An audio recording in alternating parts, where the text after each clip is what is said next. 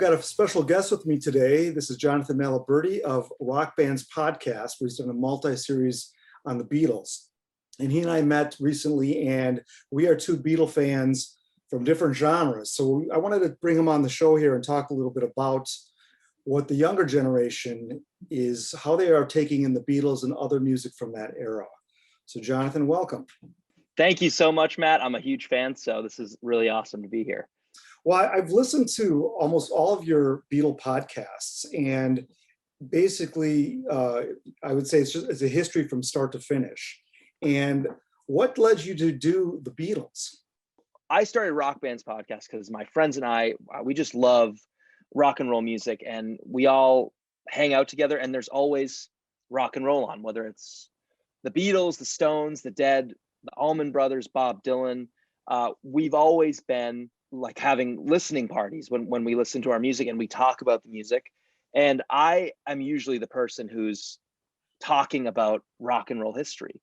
And I would always dive so deep into any band that I was interested in. And I kind of felt like, there wasn't a lot of rock history in podcast form. There's excellent YouTube channels like yours. There's great books, there's great documentaries, but I felt like a general history of rock and roll didn't really exist in the podcast world. So I really wanted to create a podcast that was chronological, because the way I look at a band is very chronological. I look at what was their first album, how did they develop, who were their members, when was their prime, when did that end? And I find that sort of the best rockumentaries, for example, are only like loosely chronological, and they leave out some of the most interesting stuff. I use this example a lot.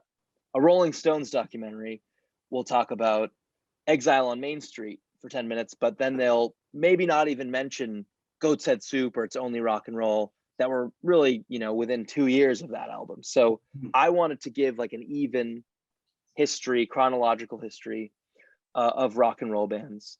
And, so far it's been quite well received. And, I started with the Beatles really because there's no way to talk about rock and roll, especially, I could have started with the blues, I could have started with Chuck Berry or Elvis, but the rock and roll that happened because of the Beatles and the pop music and the revolution in pop culture that happened after the Beatles continues to shape the landscape of pop music and pop culture to this day.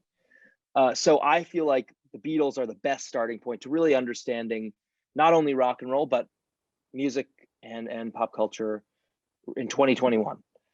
Yeah, it's almost like pop culture was reinvented or started to really come of age in the 60s. And I think it had a little bit to do, in Western society anyway, with the war babies and the baby boomers. Because in this, like my parents grew up, the baby boomers, it was the first generation in the world where they didn't really have to worry about where their next meal was coming from. So they went to college, they started to think, they had time, they had idle time on their hands. So that's when we started seeing pop culture really explode in a way we hadn't seen before. And you see these people going, well, I suppose it happened in the Sinatra days too. We got girls going crazy. But this mania that surrounded celebrity really started taking a new form in the 60s. Absolutely. I mean, it was really, there were pockets of it, but the scale and the scope of the Beatles' success, it was just like, almost like an alien invasion. It was just completely out of left field. Yeah, I definitely think that people, for some reason, are fascinated with rock history in particular, and some of it's the music. I think some of it's the myth, the mystique around the whole thing. People are always going to be fascinated by the sex, drugs, and rock and roll. It's more than just the music. There's a charm. You mentioned the sex, drugs, and rock and roll. I think the music is so good. I think people want to know a little bit about the stories behind the music and the stories behind the people who made this music. And we get that a lot now with today's music, I guess, through social media. All these, every popular pop artist has their social media platform where you can see what they're doing day to day, what they have for breakfast or whatever. So I guess that does exist, and maybe that's also feeding some of the hunger for people to find out more about some of these old artists. Yeah, well, I think celebrity culture is so different now. There is the social media thing, but there's also so much more protection of celebrities and general, like, if you're a celebrity now, I mean, you really, I think it's interesting just how much richer and more like sheltered from the normal world celebrities today are than like the Beatles were.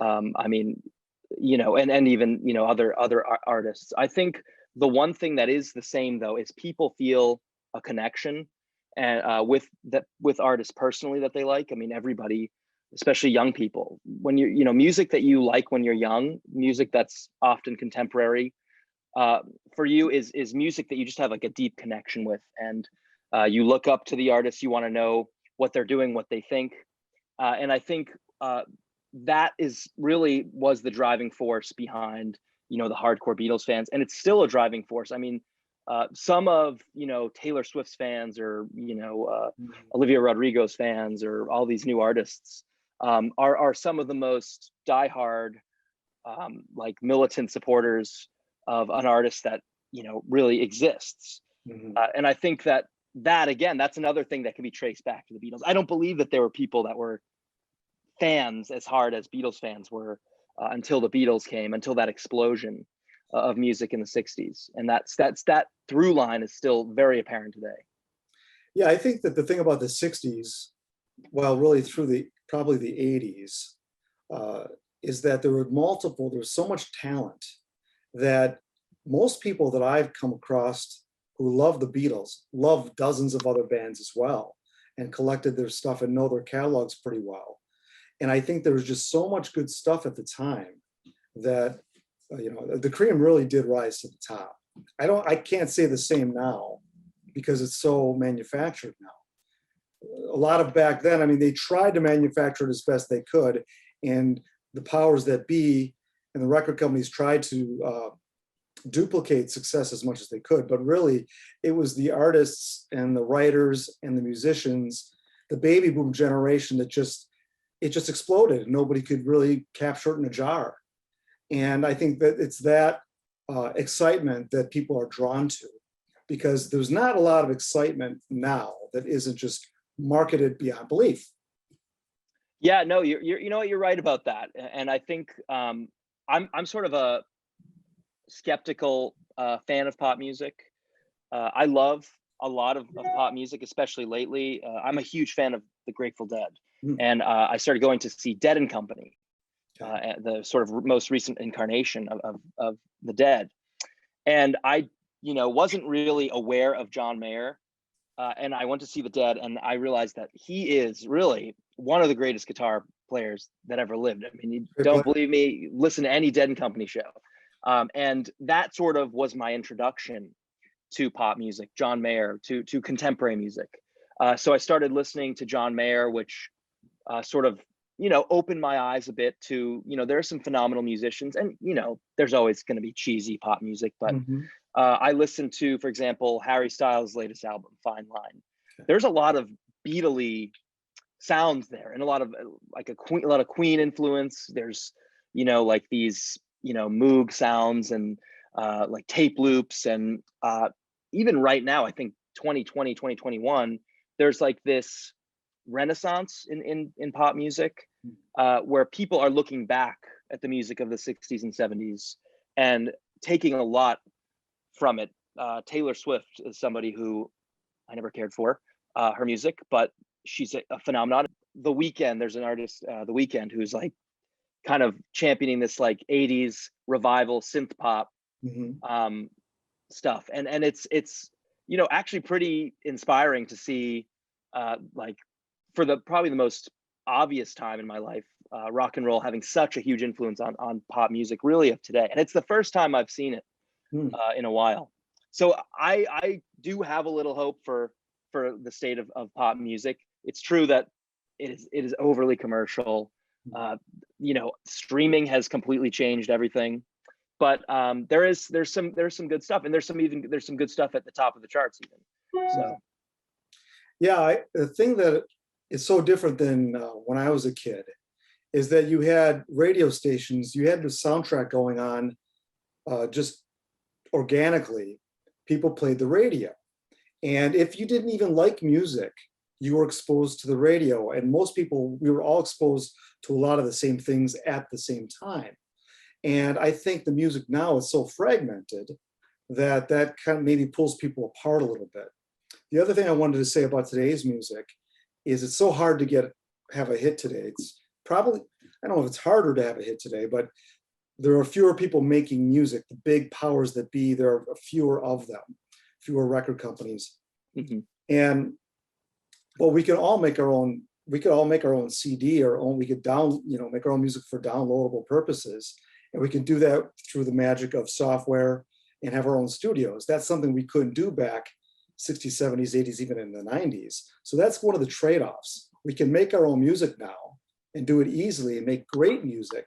And there's some great musicians out there. It's just nobody's going to hear it. Literally, yeah, you're right. And the music industry has changed so much in that way. You can't really, it's really hard to make a living off touring. It's like, it is so hard to break through, even to get to find a niche audience, because there's just so much content. Mm-hmm.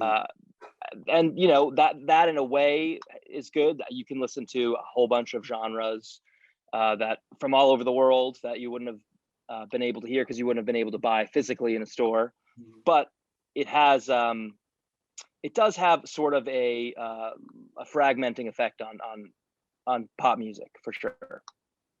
So yeah, I know that you had a couple questions for me in terms of for your audience, because I know you must have a much younger audience than I've got.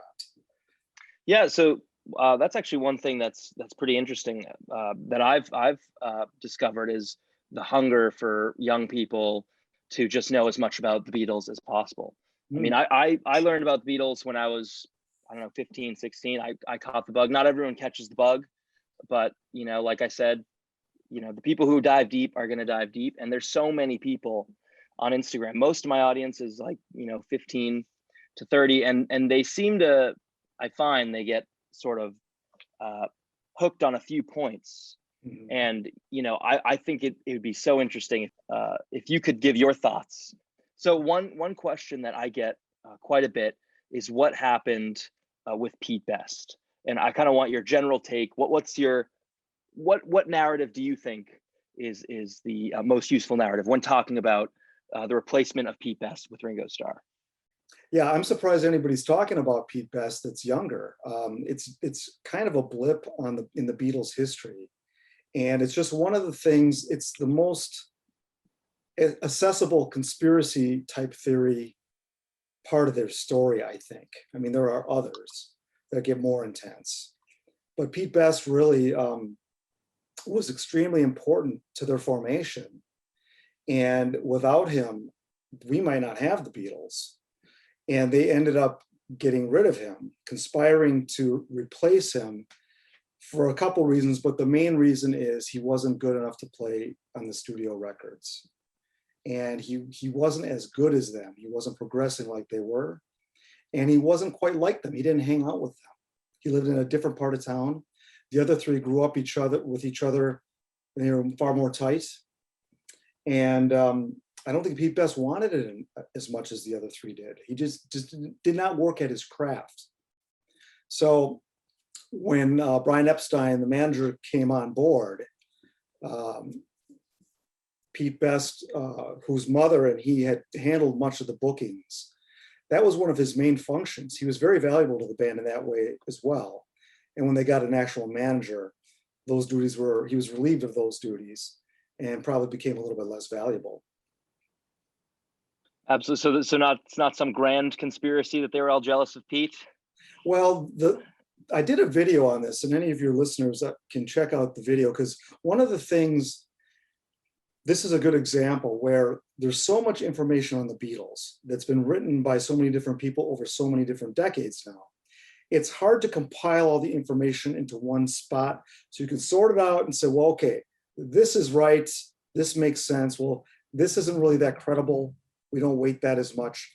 With this Pete Best video, I was able to do that, and people responded, and they felt like, wow, this is, all the pieces are together here for us to examine. Now, I would not go so far to say is that that's the end of the story. There, I miss one point that I wish I would have included, and I'll probably do a follow-up video at some point to include that. But the general gist of it is there are a lot of reasons why things happen. Take the Beatles breakup. It's not just one reason. And some people like to say that it's one reason just because that just makes it simple. But there are multiple reasons, and some are weighted heavier than others.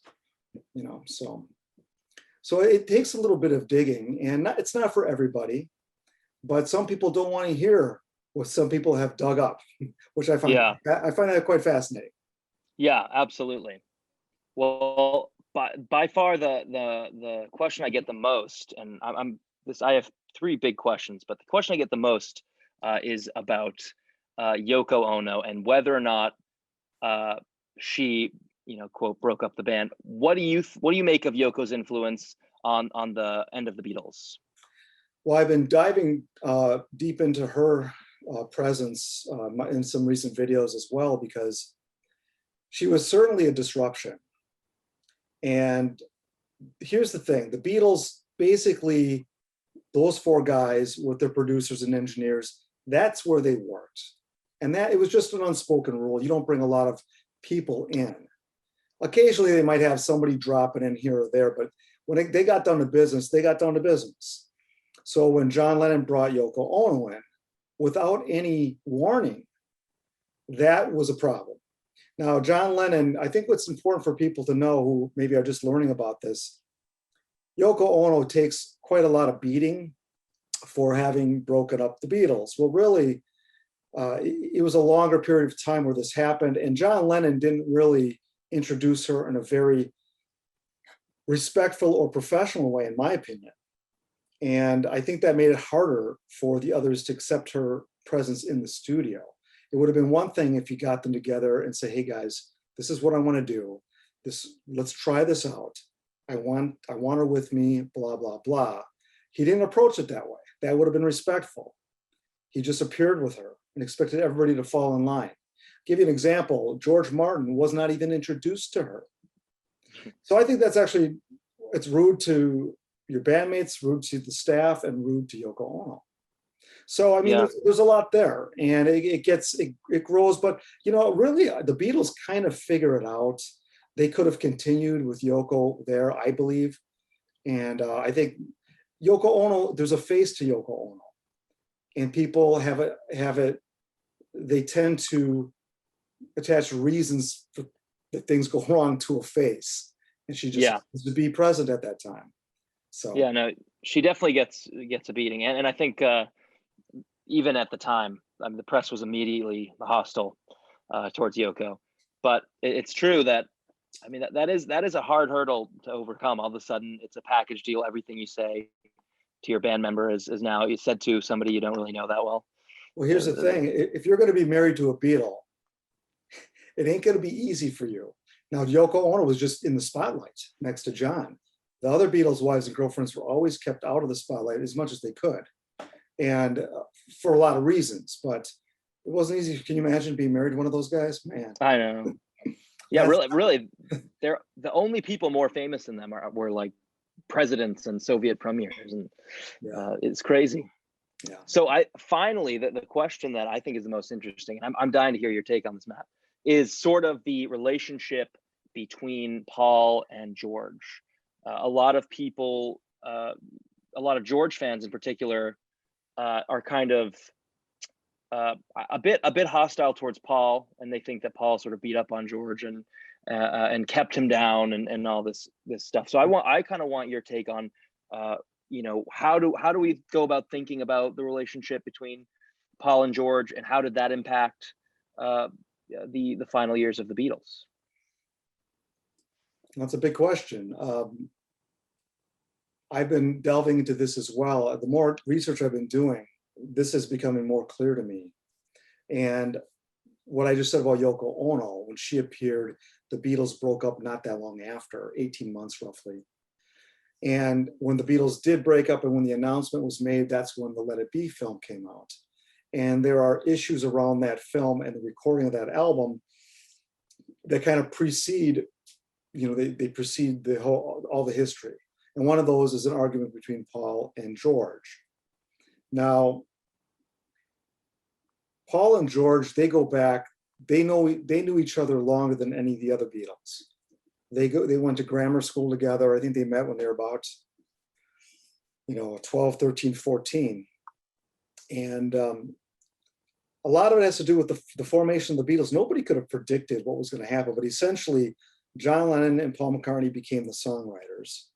And as such, they got all the publishing and George was left behind. Now, George was the third he was the third Beatle, obviously. I mean, they could have, if things had happened differently, maybe the writing credit would have been all four of them, but that didn't happen. So as the money rolled in, John and Paul were writing the hits, they're writing these songs. George wasn't writing. And I think there was some resentment that built up over the years. And by the end, this idea that George had this huge backlog of songs, that's partially true. But, they didn't treat him with the respect he thought he should have gotten. But then again, I wonder, did he earn it? I don't know. That's debatable. Right.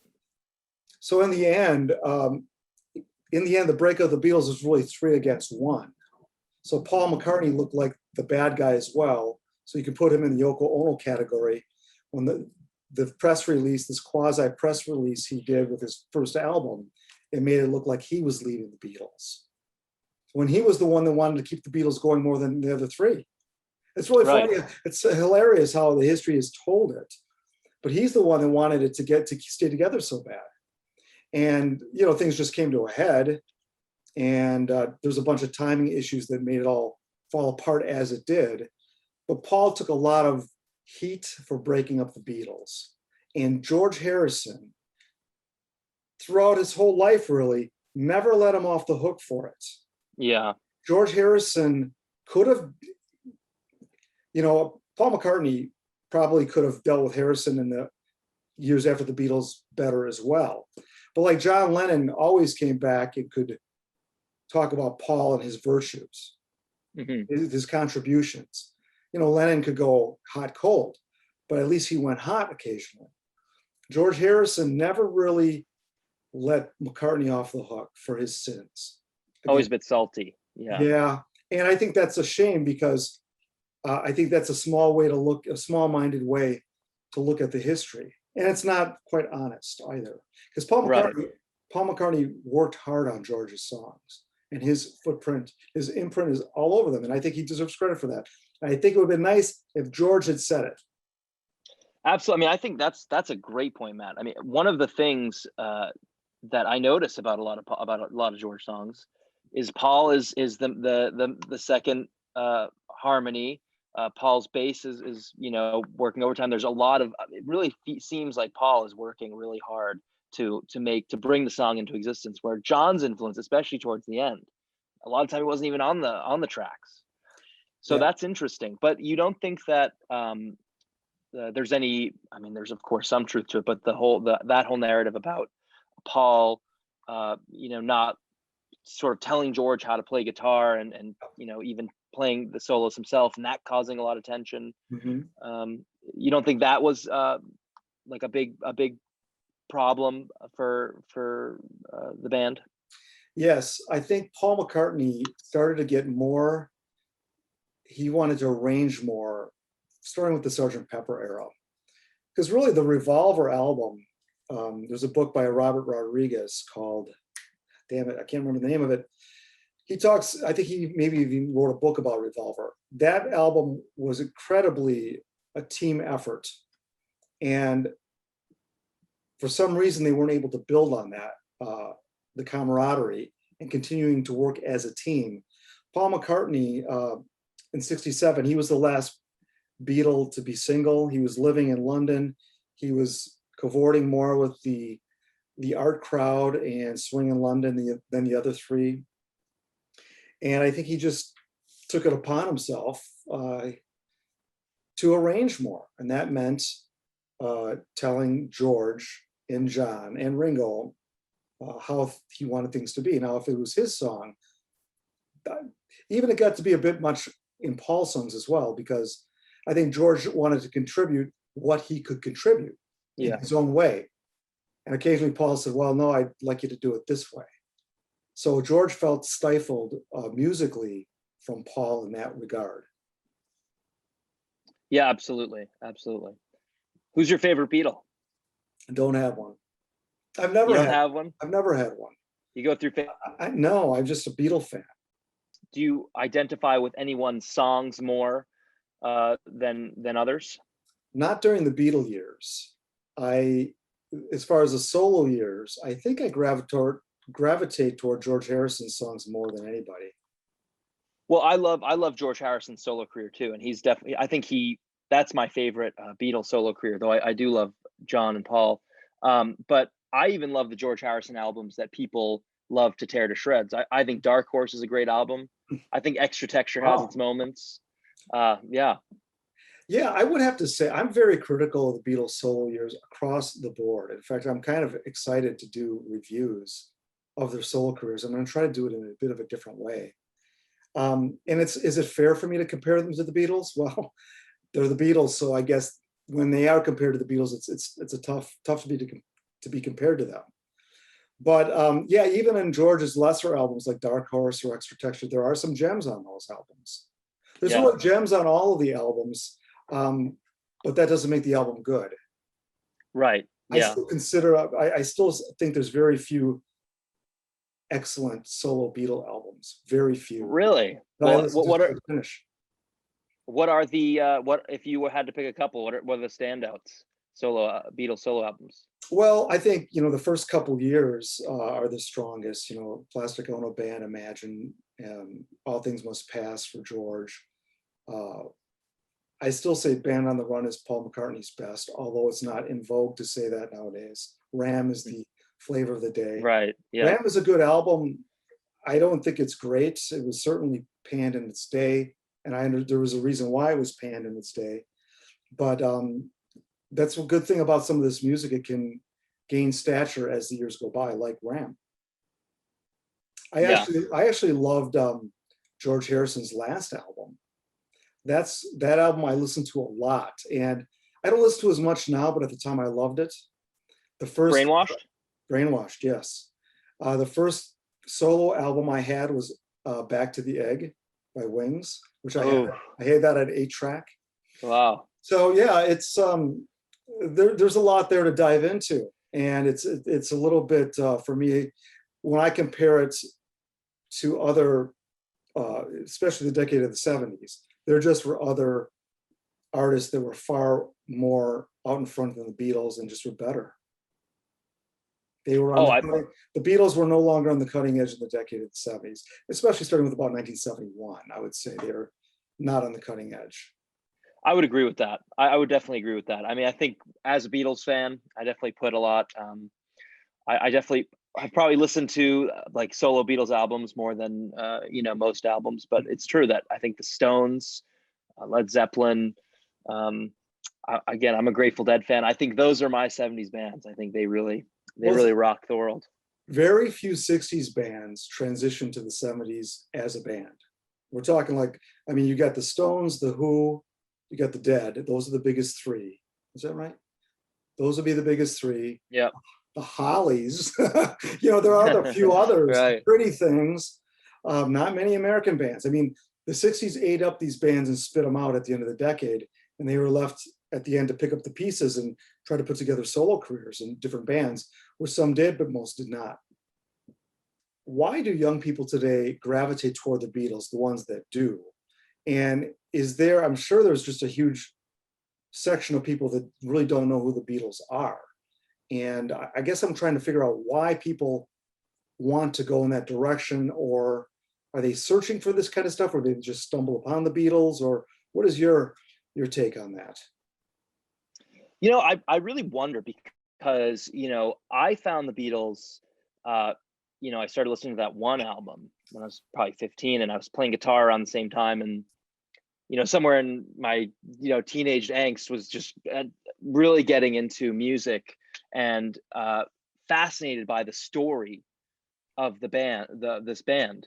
And I think I always knew about the Beatles. I always knew Hey Jude and Let It Be and Here Comes the Sun. I think every kid does. But what causes somebody like me to, dive so deep into the band and their story and their music? I think there's a real sense of community, which is, especially online. I remember one of the first things I sort of started getting introduced to when I was getting into the Beatles were these tribute pages online run by people that were around my age.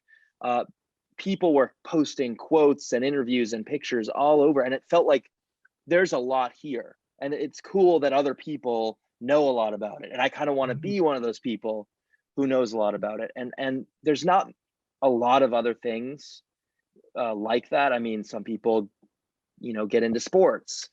Some people get into contemporary artists, but the Beatles is like an institution that it still has this like vibrant community of fans that are it's like, there's still 15-year-olds and 16-year-olds that are like absolutely obsessed with the Beatles.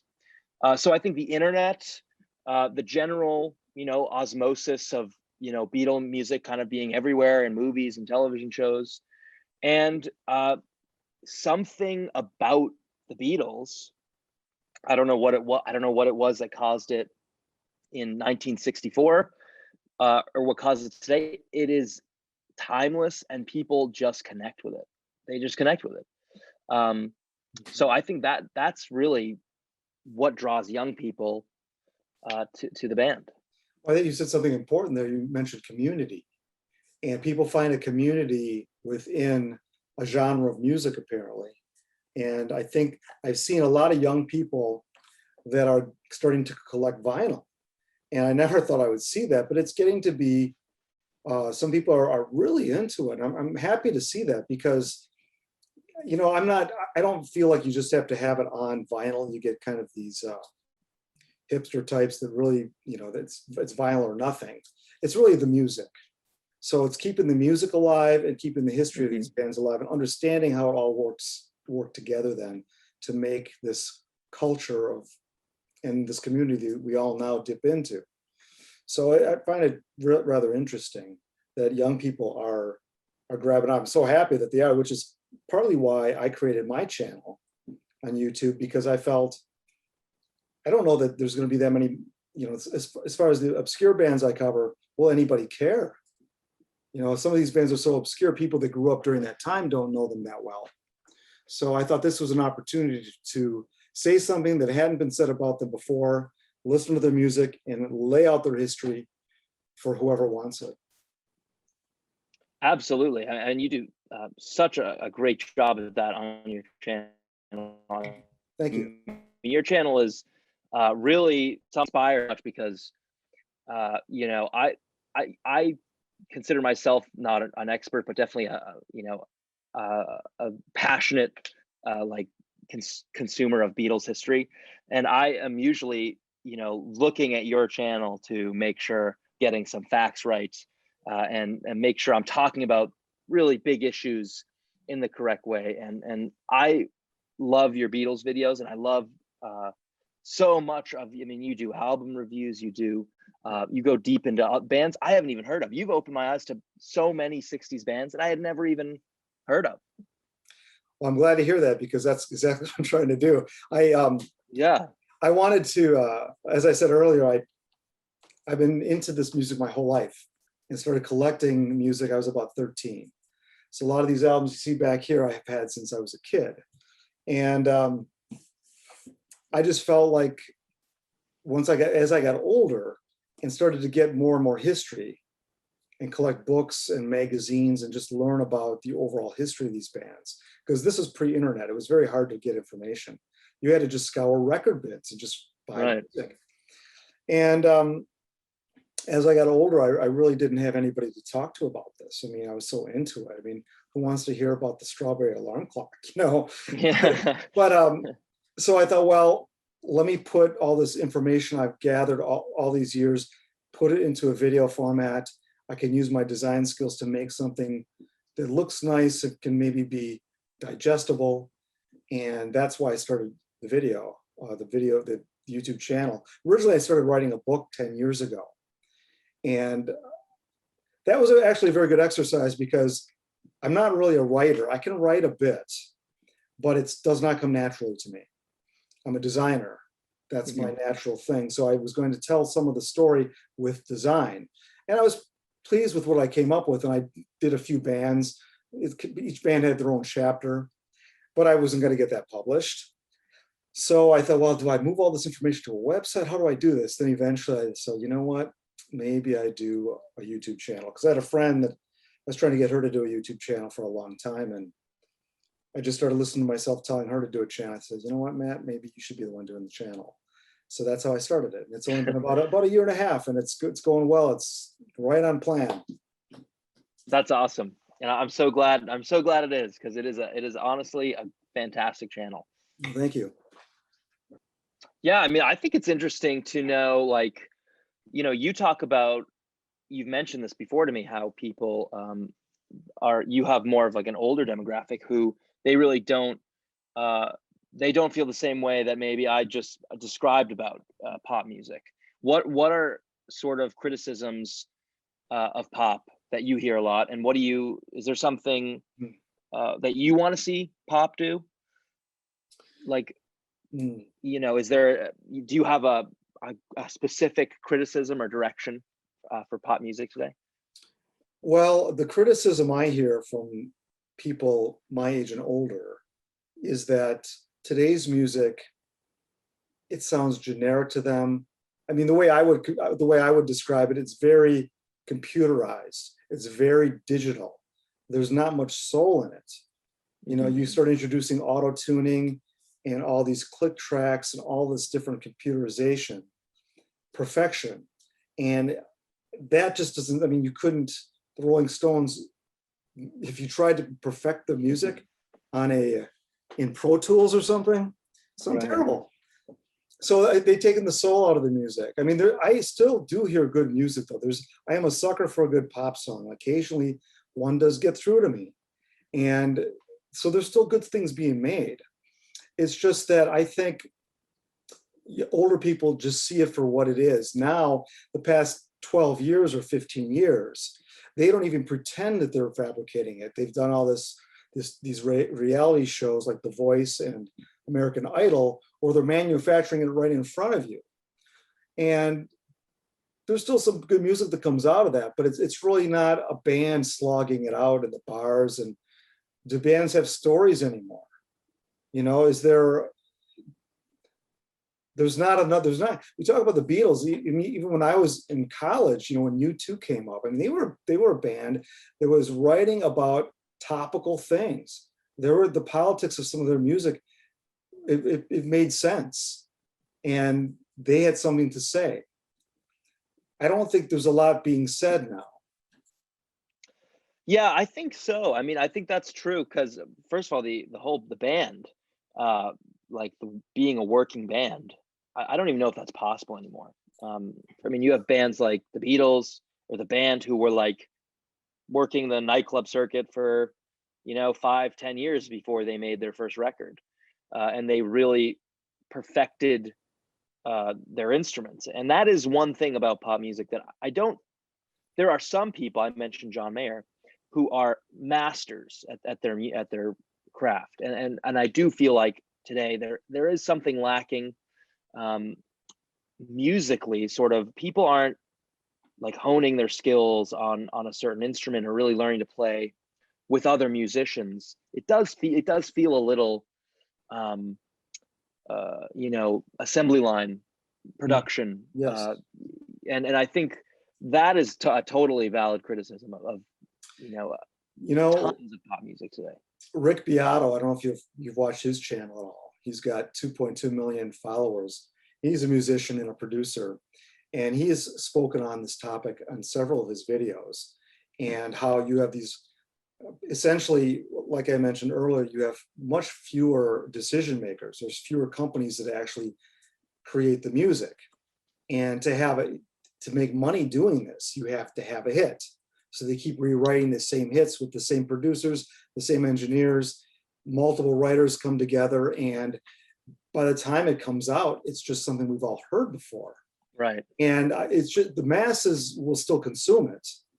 But for some of us who are from a different era, who have a little bit more of a more sensitive palate, shall we say, for certain, instrumentation or lyrics or just feeling, we notice it. And it doesn't seem as human, and it doesn't touch us in the same way. Obviously, if you grow up with something, it's going to touch you in a different way. I'm sure some of today's music, Taylor Swift, I'm sure will bring back memories for when these young women now are in their 50s, 60s. Something. Yeah. Maybe not. I don't know. Yeah, one thing that's interesting is the experimentation in pop music is very different. I mean, it used to be like, what can we do to make this record sound different? Let's put a sitar on it. Mm-hmm. Let's put a distorted saxophone riff or something. Now it's like, okay, let's just do something that won't make this sound weird. We don't want this music to sound weird. We want it to be very like it's palatable. The opposite now. Yeah. Back in I would say up through the 90s, mid 90s, before the computer came out and took over, before the internet, music was fiercely competitive, and it was cutthroat, and everybody was. That's why in the 60s things moved so fast, because you had to get there first. Mm-hmm. I mean, Brian Wilson shit canned a whole album because he didn't get there first. The Smile album, Yeah. It was that competitive. I don't see any competition anywhere near that today. There's not a competition between artists. There may be a competition between producers and writers and companies and social media. There's competition in social media and to see how many followers you have. But it doesn't seem to be there's any kind of competition in trying to write a better song, trying to play it more uniquely, getting fantastic players on that are new, young players. I don't see any of that at all. I mean, maybe I'm missing it, but yeah, I know. I mean, you're right. I think the musical competition is very, very different, and I think part of that is because, again, I've mentioned this a couple of times, the idea of being a working band. I mean, it doesn't even have to be a rock and roll band, a working sort of act. It doesn't really apply anymore. You want to get big enough so you can sort of, do your giant stadium show or arena show, and it does take a lot of soul. It takes a lot of life out of it, and I think it feels so distant now. It used to feel there used to be a definite community of musicians, mm-hmm. and I don't think that you're right. I don't think that exists anymore. I don't think the biggest acts are, I don't even think you have to be in the same room to collaborate with somebody. I mean, I think you can just send a tape of you singing and they'll put it on an album. There's not like a session where there's a big thing right now where there's so many collaborations, this huge person singing on a remix of this person's song. Yeah. And it's pretty clear that that person was never in the room with the other artist. They just sent a tape over, and yeah. you can hear it. You can hear the lack of sort of innovation and creative kind of shoulder rubbing. Well, certainly the music through the 70s, and I'm sure beyond, well, through the 90s, I guess. If I listen to some of the grunge musicians and some of that rock music of that time, these guys picked up a vibe from one another when they were playing together. And that's part of the magic of that take. And if you're a good band and you're really on, you can go somebody on to higher achievements. And, I just don't see how that can happen on a laptop with somebody on a Malibu and somebody getting the vocal from LA, and then so-and-so mixes it in Timbuktu. Right. I mean, that's fine. Yeah, they do make, music is made that way. Yeah. But I'm going to stick to the old stuff. Thank you very much. And there's so much, and it's such a rich time. And I'm pretty much talking about the whole 20th century here, down here, that, I mean, I will never want for new music. I'll never listen to even 1% of it all in my whole life. Right. So it's not like I'm looking for new music. Exactly. Yeah, exactly. And I think, I love guitar, bass, drums, maybe some keyboard. That's always my favorite thing. I think the Beatles that's why I love the Beatles. I think they're one of the best. There's a lot of myth around them. There's a lot of story around them. But I think when it comes to just a rock and roll band, hard to beat them. And I every week discover a new rock and roll band, whether it was a 70s band, a 60s band, a 90s band, 80s band, that there's an iceberg, of new material that I have not yet uncovered from their stuff. So you're right. You really could go the rest of your life, especially now with streaming, without listening to anything recorded after the year 2000, and have a great time. Well, I'm very dangerously close to doing that as it is now. So, yeah, it is interesting how I still find new stuff as well. And there's groups that I've kind of avoided. Maybe I didn't like them on first listen, and then that's the thing about community. People can get you involved in something, or somebody might suggest something. And I've been introduced to things on YouTube or different streaming services, I suppose, where I thought, yeah, that is better than I thought it was. Or I listened to it a second time, maybe an album I listened to 30 years ago. It sounds different to me now. So there's all kinds of things as you go through life. If music is your thing, it keeps getting reborn, and it keeps offering new things. The same old songs that I sometimes will hear a Beatles song, I'm like, damn, I never heard that in that song before. It Yeah. just hits me. And so I might probably have heard several hundred times, and that's the beauty of music. If it's a good song, you're going to continue to get good things out of it. I mean, it is impressive how much how much potential there still is with an instrument like the electric guitar, or a singer-songwriter. How much there's still to do in terms of composing great music. So hopefully, there continues to be good, soulful music being made.